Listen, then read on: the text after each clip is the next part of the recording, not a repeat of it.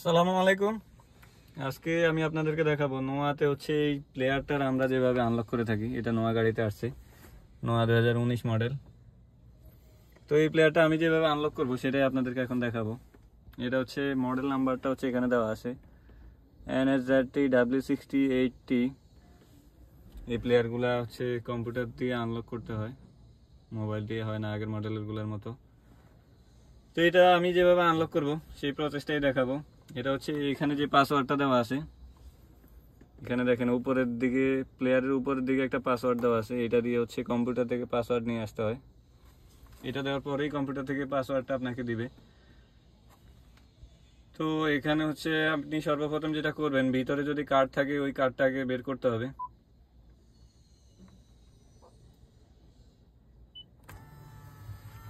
এখান থেকে কার্ডটা আমি আগেই বের করে নিয়েছি। এখানে আপনি যেটা করবেন সেটা হচ্ছে ব্যাটারির লাইনটা ডিসকানেক্ট করবেন। ব্যাটারির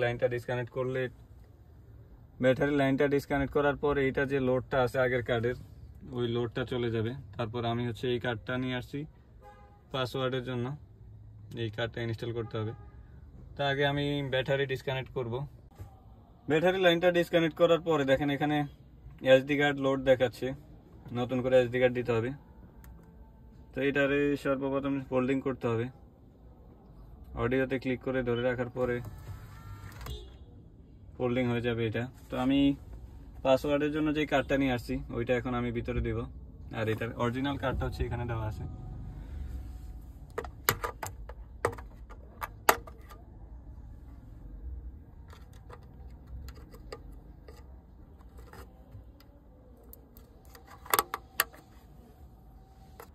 কার্ডটা লোড নিতে একটু সময় নেবে। তো কার্ডটা লোড নেওয়ার পরে এই পর্যায়ে যখন আসবে তখন হচ্ছে আপনি যেটা করবেন সেটা হচ্ছে মেনুতে ক্লিক করে ধরে রাখবেন। মেনুতে ক্লিক করে ধরে রাখার পরে এখানে উপরে নিচে ক্লিক করলে চলে আসবে। এখানে আসার পরে 3 নাম্বারটা যাবেন, এখানে 2 নাম্বারটা, এখানে আবার 2 নাম্বারটাতে ক্লিক করার পরে আপনি কম্পিউটার থেকে যে পাসওয়ার্ডটা নিয়ে আসেন ওইটাই এখানে প্রেস করতে হবে। তো আমি ওইটা দিব এখন। এখানে দেখেন আমি কম্পিউটার থেকে যেটা নিয়ে আসছি এটা হচ্ছে সিটের উপরে যেটা থাকে ওইটা, আর এটা হচ্ছে পাসওয়ার্ডটা 492240। আমি সেটা দিচ্ছি। এটা দেওয়ার পরে এখানে হচ্ছে এন্টার বাটন, এটাতে ক্লিক করবেন। এটাতে ক্লিক করার পরে যে লেখাটা আসবে ওইটা চলে যাওয়ার পরে এটা আবার ফোল্ডিং করবেন।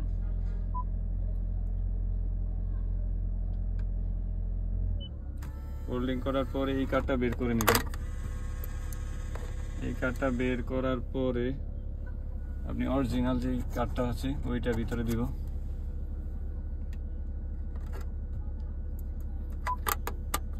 ওইটা ভিতরে দেওয়ার পরে দেখেন লোড নিবে, এখনই লোড নিচ্ছে। লোড নেওয়ার পরে এই লকটা আনলক হয়ে যাবে। এটা হচ্ছে NSZT-W6080। এইভাবে লক খুলতে হচ্ছে Y68, Z68, W68, এই প্লেয়ারগুলো এইভাবেই লক খুলতে হয়। তো দেখেন লোড কমপ্লিট। এখনই হচ্ছে এটা আনলক দেখাবে। এটা হচ্ছে অরিজিনাল কার্ড ভিতরে দেখেন আনলক। কিছুক্ষণ পূর্ব যেটা লক ছিল সেটা এখন আনলক দেখাবে।